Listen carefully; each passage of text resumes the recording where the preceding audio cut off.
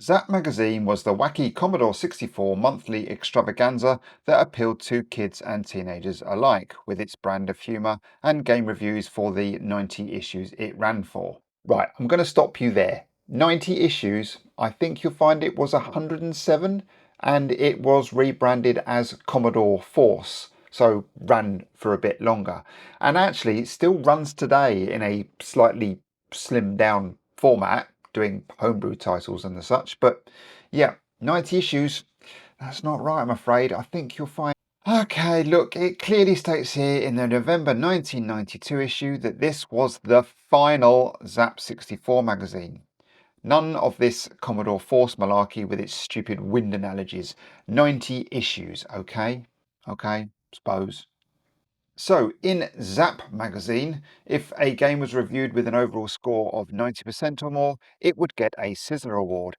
If it was extra special, it would get a gold medal as recognition of being... Whoa, not technically true, because for the first 3 issues before editorial changes and office location changes, the actual overall score was for value for money, and anything over 80% would get a Sizzler award. So what you're saying isn't strictly true. You're going to have to... Right, for a majority of its life, 90% would be the golden number for Sizzler contention.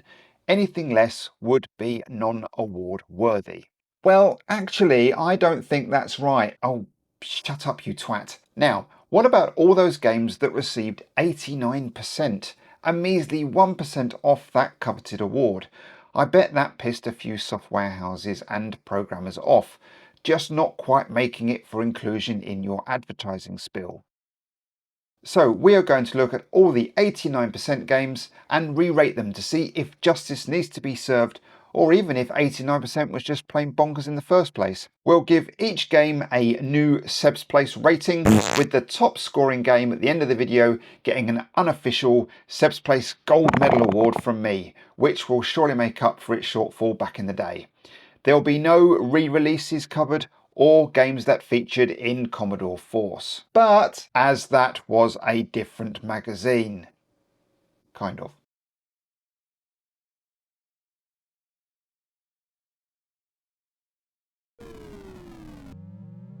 An Andrew Braybook game which got me excited, especially as it looked to be in the same vein as Uridium, which is most definitely a classic on the old bread bin, but this one puzzled me somewhat.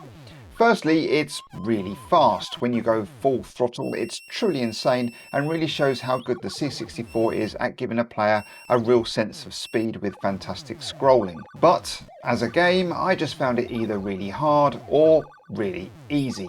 Easy in the sense that sometimes you can just stick it in the air and push forward at a fairly good pace without any trouble, and hard because the controls don't feel natural. I didn't like the hold fire button down to speed up or slow down, and the sense of speed and where the enemies are is quite hard to master. The ZZAP team were torn, with 2 reviewers really enjoying it and 1 not so much, which is why it just fell short of a Sizzler probably. For me though, it sits somewhere in the early 70s, maybe 72%. It's well coded and looks fantastic, and even has some minor 128K enhancements no less, but it is sadly let down by its gameplay, which is obviously fairly fundamental.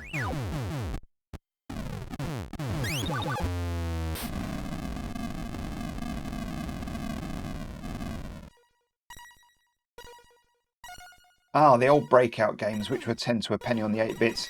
But was this Arkanoid sequel the best of the bunch on the Commodore 64? Well, I actually think it probably was, from the few I've played anyways, and this plays just as well as any others. It's tough, yes, as seen here with me struggling with this first level, but the power-ups are plentiful and they really add an element of fun to the game. I played on joystick, which was a little oversensitive at times, and when the ball came at me at certain angles, I sometimes struggled to get underneath it without overshooting.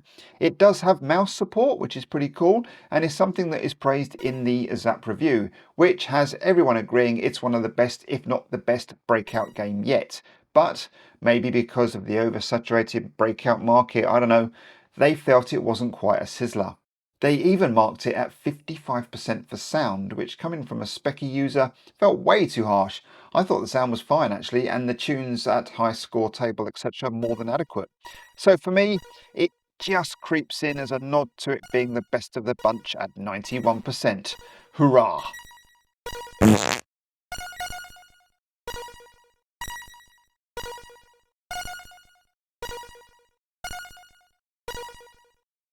Odd one, this one, as it's a really, well, it looks to be, a really in-depth strategy game that relies very heavily on those strategy game elements to warrant its price and appeal. On disc only and at 20 quid in 1987, which with inflation equals to £58 today, it most certainly wasn't cheap. It did come in a nice box with hefty instructions though, with charts of data and useful information about all the different ships on offer.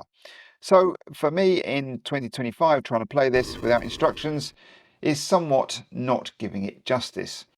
Saying that though, I did persevere with it for a bit, and there was a lot of black screens whilst it loaded menus, plenty of options, and eventually I was in a game. I seemed to somehow exit the game as quickly as I entered, so I turned to YouTube for help in seeing if this offered anything that I should remark on here. And I can honestly say, watching the video, no, it didn't. I mean, look, I get it. I'm probably beating it with the wrong stick. It's like marking a text adventure down for graphics, but at least with those, you sometimes got a pretty picture to fill in the blanks. Here, it's very bland. Black screen with a white square and badly drawn boats and explosion noises that get annoying very quickly. For nearly 60 quid, I would have wanted more, but this might have been an absolute classic if this type of game was your bag. 89% though when they gave it 39% for graphics and did mention it was expensive, but they obviously saw something behind all that. Me, I'll be fair and give it 70%, which if the game plays as solid as they suggest is a fair score with it marked down for the expense and the total lack of graphics.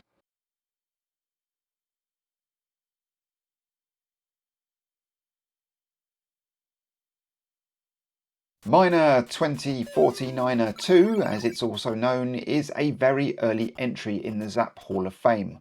Hall of Fame, I hear you ask. And yes, this got 89% in issue 1, which at the time merited a Sizzler award for being over 80%. And the overall score is actually value for money, weirdly. See, told you. But they subsequently ditched this terrible marking scheme a couple of issues later, making value for money a subscore and introducing an actual overall one, and moving the Sizzler goalposts up to 90%. So is Bob, striking it back, actually worthy of being a Sizzler?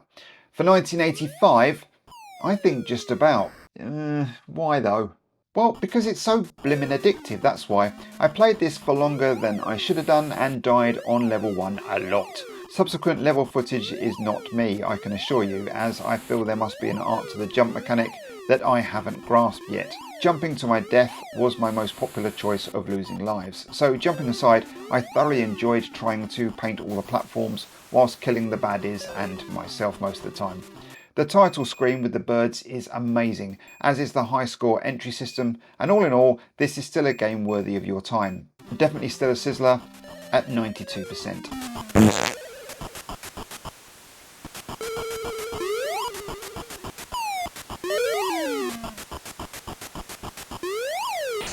I always found Cabal fairly repetitive. Is it Cabal or Cabal? And mundane, but that's no real reflection on what is achieved here, even if the gameplay is not really my bag. This is excellent. Tough, yes, but not too tough for me, with extra lives and so on included in my cracked copy, hence the messed up graphics at the top, which stopped me getting too frustrated with it too early on. Graphically, it's brilliant and plays very well too, with a mixture of watching your fella at the bottom so he can take cover, all the whilst aiming up guns and grenades at the enemy. It's all done brilliantly and really holds your attention for the time you are playing. ZZAP seemed to ultimately love it, but maybe the lack of sound on the home micro, where there really is no excuses, was maybe a step too far for a Sizzler.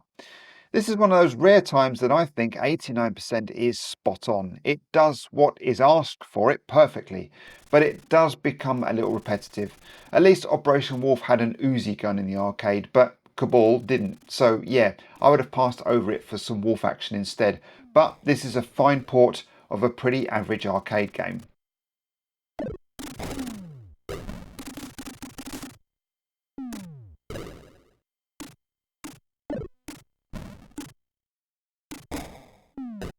Another early doors ZZAP review where the fact it didn't get 90% didn't stop it getting a Sizzler, but can I let that slide? A game that did come bundled with the Commodore in a certain offer pack, and you can see why. It's a clever little puzzler where you must change tiles around to make sure the lit fuse make it to the bomb. I played a few levels and even got to this one where the water is to be avoided also.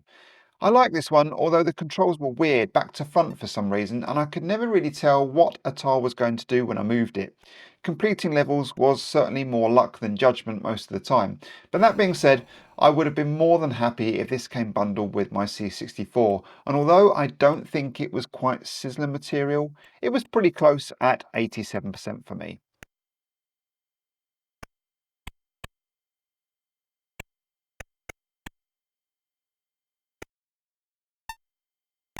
So, picture the scene. It's 1992, you still own and play on a Commodore 64, secretly longing for some 16-bit goodness to come your way this Christmas. In the meantime, you spot Danger, Adventurer at Work 2 for exactly £2, and you take a punt. Now, this could be the greatest text adventure the world has ever seen, but come on. This doesn't appear to have any graphics and is very much a text adventure, and that's your lot. No doubt someone in the comments will tell me to shut up, as they were happily playing text adventures into the 1990s, but I'm not having it. Even at £2 I would have been disappointed. 50% for being cheap and maybe okay as a text adventure, but otherwise in 1992, do one.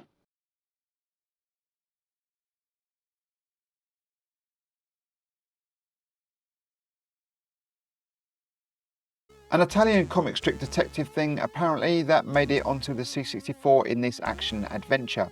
Very stylish with very nice animation for the Commodore here.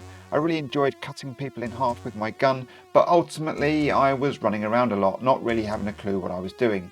I watched a walkthrough to figure out picking up the flashing objects, and honestly, I just enjoyed watching someone else play the game. It's simply lovely to look at. Perhaps if I actually read the instructions I might get somewhere, and having read the magazine review, it does sound like I really should invest some time here. When new exciting titles were a bit thinner on the ground by 1992, it makes you wonder why the 89% score though for such a game, especially when they spend the entire review gushing over it. Without knowing for sure if I would get the puzzle elements, I'll mark it down a bit, but it's certainly a 93% Sizzler game for me.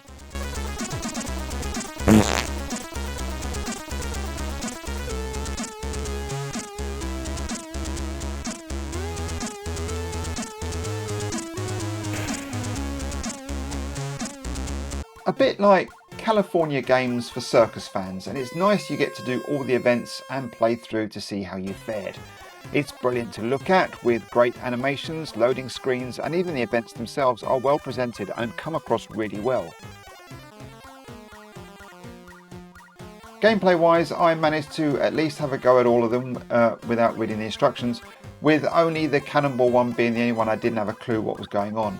I like the judges score bit, but could see that getting annoying if you just wanted to play. The sound is okay, if not a little bit irritating after a while, but you can practice events, which is cool, and I can imagine this would have been heaps of fun with friends.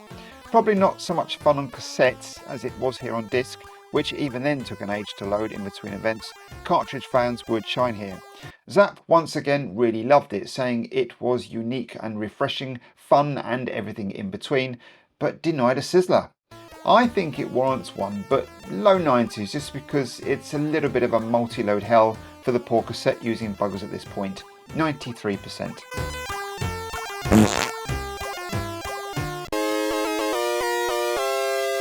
At first I groaned a little, as I remember that Tarzan game this first level reminds me of, and yet I got stuck here wandering around trying to figure my way out before eventually losing all my time because some ape man kept jumping out at me and knocking me down. Looking at the other levels, there are 3 in total, it appears as if level 1 is actually the weakest.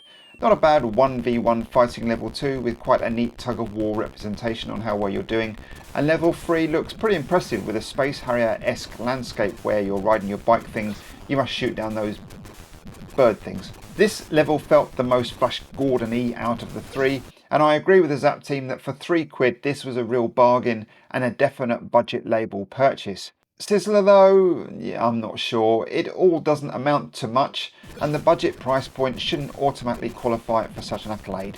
I reckon somewhere around 85% is plenty enough.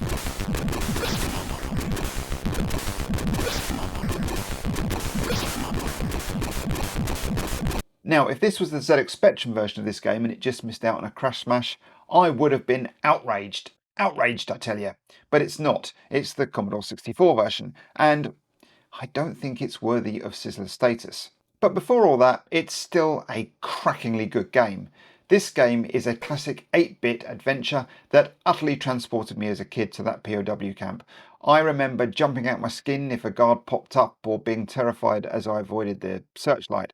It's so immersive and it's so good at doing that. So much so that they use the same engine for Where Time Stood Still, which in my humble opinion also works on the massively immersive level.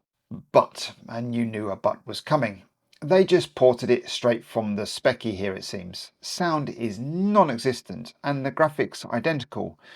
If anything, this scrolls worse than the Specky one, so you could very much argue that the rubber-keyed Wonder is your better bet here. Shock horror. I just wish they would have added some colour maybe, and a bit more sound to the mix here. Made it more Commodore and less Sinclair. It would have most definitely been gold medal winning with those extra touches. And so I'm giving it 88%, kind of to punish them for not just pushing it that little bit more.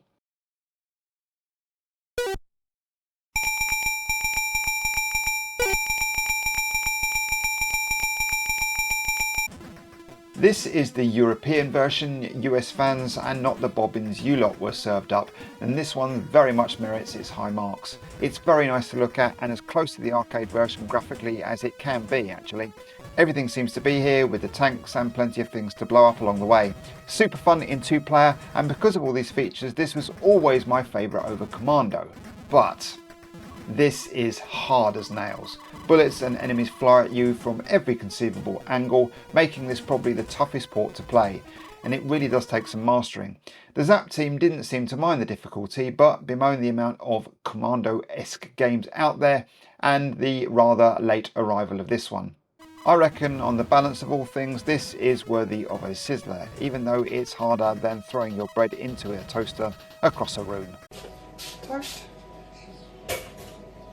90% Sizzler.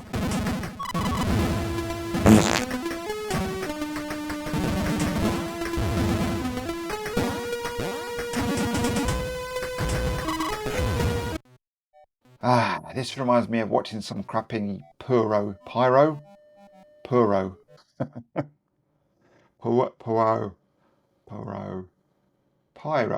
How do you pronounce Pyro? The name Pyro is produced with a silent P at the end of the ui. Poirot. This reminds me of watching some crappy Poirot detective thing on my nan's sofa on a Sunday afternoon on ITV4, as you the detective try and work out who has murdered one of the passengers of the steamboat you were on.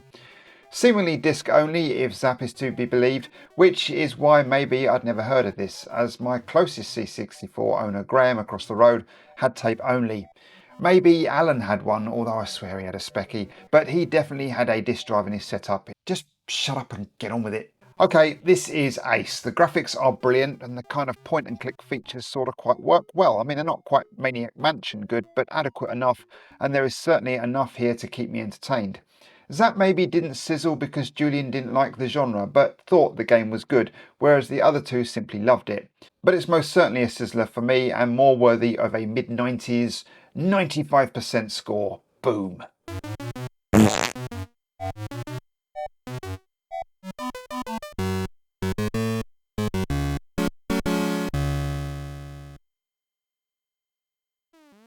Oh, good old Night Shift, my first ever video on here, don't you know? Although that was the Spectrum one, but I played it to death for the video, so surely I hadn't forgotten how to play it a couple of years on. Well, yes, actually. I vaguely remembered I had to get on the bike and also fix something right up the top, but even though the graphics are leagues above the Specky version, it's still quite hard to work out where you need to jump to, or as in my case, not where to jump to. The alarm sound is proper annoying too, which doesn't help, but compared to the Specky one, this is blimmin' lovely to look at. It all zips around well, the characters are well defined, and the puzzle element of the game is unique enough to grab your attention.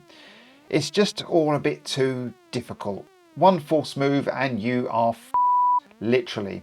It can be quite a frustrating game, but also very rewarding when, like this YouTuber here, you manage to get things off the production line. All in all, I think it's a different enough game-wise, playable enough control-wise, and good-looking enough graphic-wise to earn a Sizzler. ZZAP once again lauded lots of praise on it, but felt that extra 1% was a step too far. Bastards. So I'm going to give it 91% and a Sizzler. So there.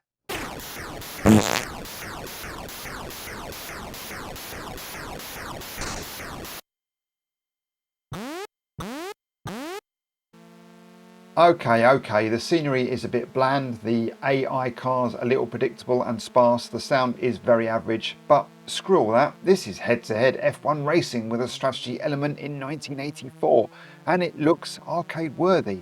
This was an issue 2 review, so 89% got it a Sizzler, but you know what? I'm going to give it one too. I love the colour-coded tyre failure, the pit stop element is excellent, well, it kind of needed to be, bearing in mind that's the title of the game. And the gameplay is pretty good. It's fairly easy to handle the car, and it may all look a little outdated now compared to later Commodore 64 titles, but this one gets a 94% arcade Formula 1 thumbs up from me.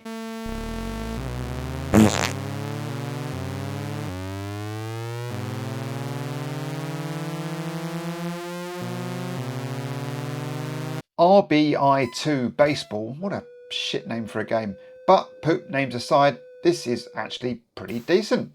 I do feel that if you've played one baseball game, then you've played them all. But in the same vein as my favourite game in this genre, World Series Baseball, this has good graphical representation of the players and location, and pretty easy to master mechanics. I always felt that I could really get into baseball if it was televised here. I mean, I used to love rounders at school and also quite like cricket, so surely it's a winner. And playing here reminds me that I should maybe give it a shot. As for ZZAP, they only really marked it down for sound, which is fair. It's all pretty average in that department, but otherwise I liked it. I wouldn't say it's Sizzler material though, more of a 82% for me.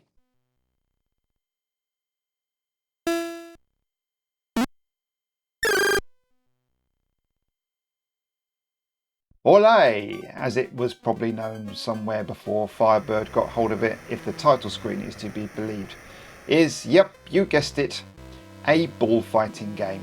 I mean, it's not the best idea for a video game, but at least they took a cartoon fun angle at the event, with lots of fun ways for you to end up in hospital. Graphically, it's pretty good, albeit quite small characters. It's well defined enough and does enough to create an atmosphere of being in the ring. The player movement is a little annoying, kind of like skating rather than running around, and once the novelty wore off, I found it a little boring. Again, its price point bumped up the score here as a $1.99 budget title, and as such it's perfectly fine. It's not a Sizzler by any stretch, more in the 76% club for me. Olé!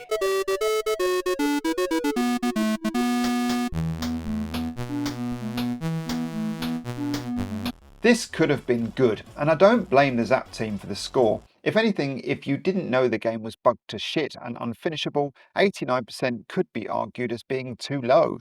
But with the warehouse level and its impossible time limit, and the fact if you do cheat through, you get to this on the next level, it's a travesty that Ocean didn't playtest this properly and rushed it out instead. Or maybe they did playtest it and didn't care. Despite the bugs, it's a decent version of a Data East arcade game, and although quite tough, plays and looks really good, if not better, than any of the other 8-bit counterparts. It's just so broken though, and for that, it can never have a Sizzler. I mean, sure, there are bug-fixed versions now, but this is what we got in 1989, and those Ocean Software shithouses can do one for a change. 73% for me.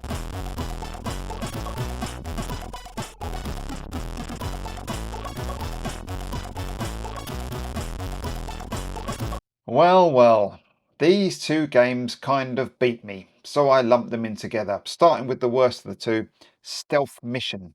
Couldn't find a sodding manual anywhere, couldn't work out how to take off, turned to YouTube only to find nothing but videos showing the crack screens. Useful.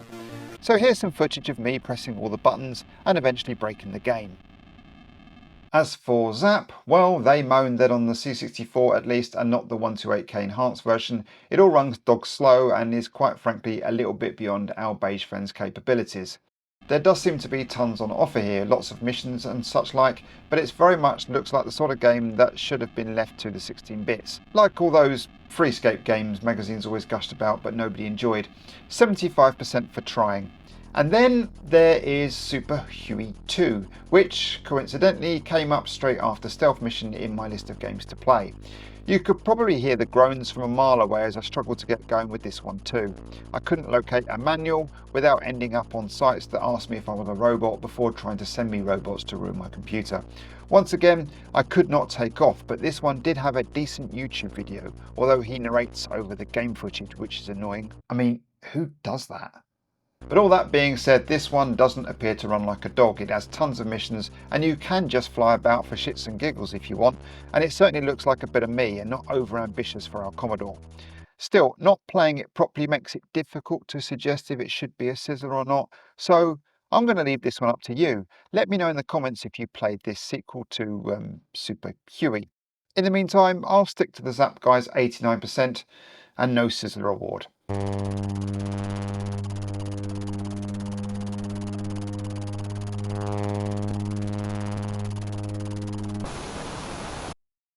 This kind of surprised me. Actually, it kind of blew me away a little. I might have mentioned before that I'm not a text adventure guy. I just find the whole finding the right way to say something far too tedious. I just want to look in that chest.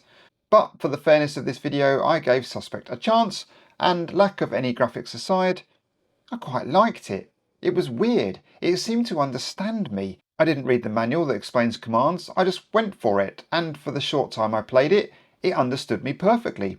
Furthermore, I read the review, and even that was so good that it made me want to play it even more.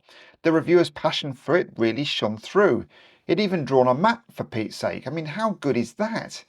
I mean, yes, Text Adventures by 1992, Danger Adventure at Work, I'm looking at you, is a big no for me. But 1984, yeah, this is decent. 20 notes though in 84 is a bit steep, but hey, I think this one might actually be worthy of your time. I can't actually believe you're going to recommend a text adventure. What's happened to you? Yeah, Sizzler for me. 91%. Boom again.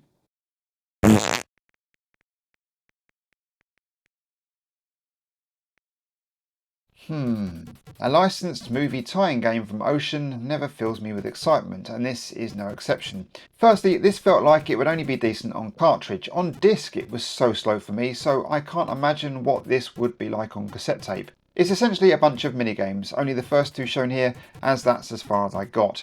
What's annoying is you seem to carry your health over to the next level, which makes it really damn hard. I mean, maybe it was made so because they knew most of the minigames were a bit crappy. Not sure, but continued energy with just one life is just plain mean. ZZAP magazine dedicated 3 pages to it, which I presume because the film was hugely popular, was drumming up interest on the game front. And they did say things like, it's really brilliant in the summary section, which kind of asks the question, how the hell did it get 89% then?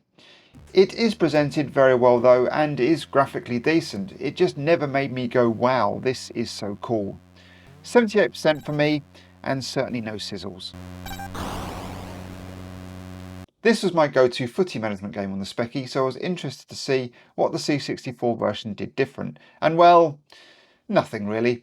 There's no sound here, which is a real shame. A bit of crowd noise would have been nice. You play as an international manager, England for me obviously, and see what group you're in. Romania. Isn't it Romania? Did it change? Anyway, no real graphics to speak of, although I'm now an avid reader of the Daily Slag. Pick an England team and try and remember who is who from this era, although Newcastle can go themselves not releasing Gaza. I did win 2-0 though, goals from Lineker and Adams, both tap-ins probably, and yeah, it was fun. Just wondered if they could have done something with a bit of sound, but hey ho, it's still the best footy sim ever on the 8-bits, so it should be a sizzling 94% for me, and the ZZAP boys seem to agree, although they were clearly 5% off.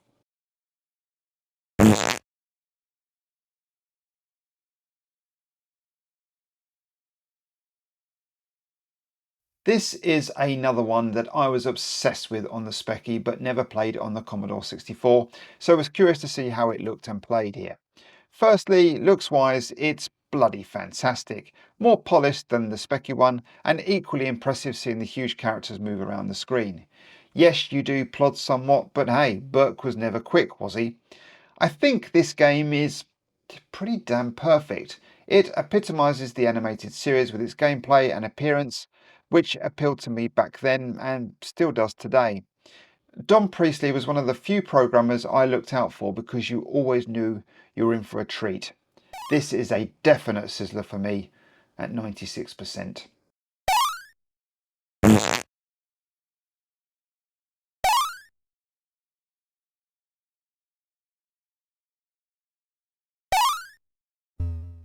Uchi, what now, I hear you ask? Well, it's an inner thigh throw in judo, don't you know? And although near impossible to master here without looking at the instructions, I was pleasantly surprised by this one. Graphically, it's great. Nice big characters that have great animations, especially when seen here in the demo. It does appear that you really need to look at the manual though and really take your time to master some moves, which I imagine is hugely satisfying when you pull one off. ZZAP pretty much agreed with me, or I agreed with them I suppose, saying all of the above and that it's quite hard to master. Not quite Sizzler material, but as a fighting game of sorts, and a rather unique judo one at that, I reckon it's pretty decent, and I'll give it 87%.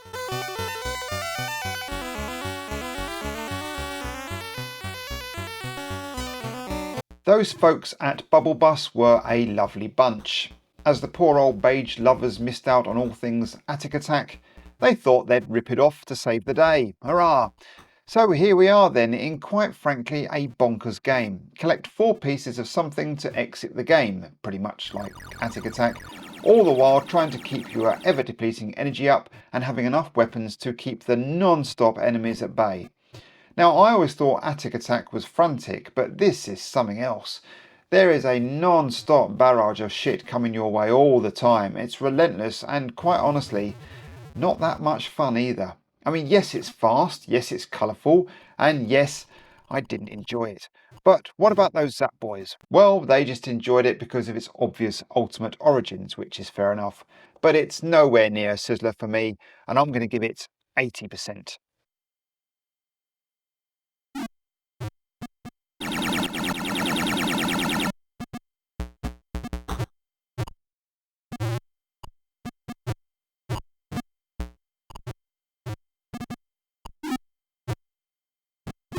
So there we have it, 25 nearly Sizzler award worthy games.